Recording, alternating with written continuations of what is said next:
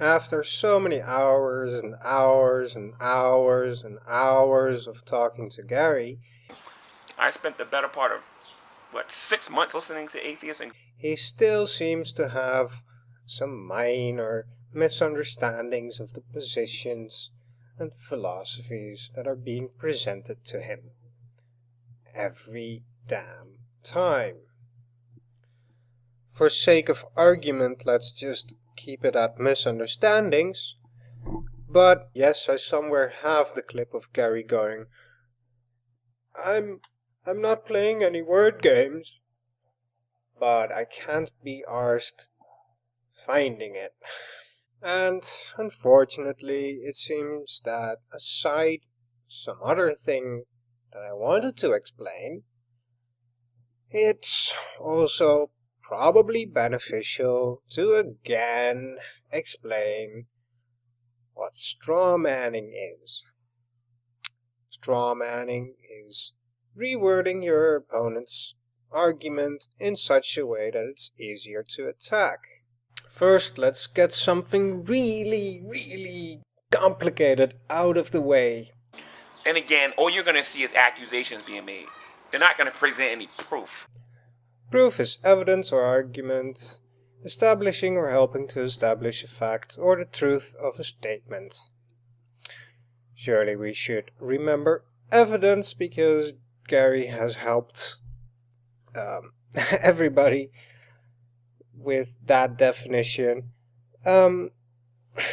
Evidence is a body of facts or information indicating the truth of statements. So yes, Gary, when people are arguing with you for hours, they are, in fact, according to your own definitions, supplying proof. And don't be so shocked about this, because it's the same that you like to use when you say you're providing evidence for the Lord. Except in the way that I present it, it's obvious where you take the shortcuts. If and when in arguments I'm talking about statements and logic and facts and truth and such and so, personally I would make the distinction between rhetorics and logic in the first place, which by the way is incredibly frustrating and why I'm silent a lot. Not because I can't follow along or anything, but I'm contemplating various, let me say, angles. And a lot of that is just humoring people because, well, truth be told, I've only encountered a handful of people that actually vaguely understand some of the things that I'm showing in the background. Yeah, truth be told, more famous philosophers still make Logic 101 errors as you, in my humble opinion. But setting all that aside, let's take a look at the latest production from Preaching to the Choir Ministries, where, well, in short version, we have Gary trying to throw around big words like worldview. And in order for them to do that, they would have to contradict their worldview or contradict their claim of a lack of a belief in a God or a gods. There is, to most people, an obvious difference between the beliefs of person A and the truth regarding the beliefs of person A. Suppose we have person A and person B talking about their beliefs, and person A tells person B that he's the chocolate atheist.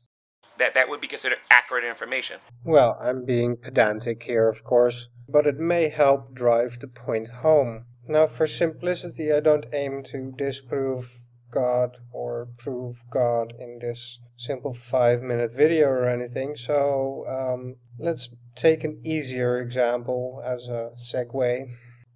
If I make the claim that I'm not colorblind, and for everybody else that's not colorblind, on the first line in the background the color is red, on the second line in the background the color is blue, and on the third line in the background the color is green, then somebody else can say, well, it's his belief that the first line, blah, blah, blah, etc.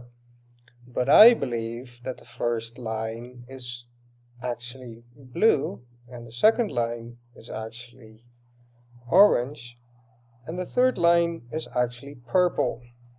Obviously, a third can butt in and go, no, you guys, you're all just idiots because the first line clearly says green, the second line clearly says red, and the third line clearly says blue. And to that, I would say, well, dude, you're not even wrong.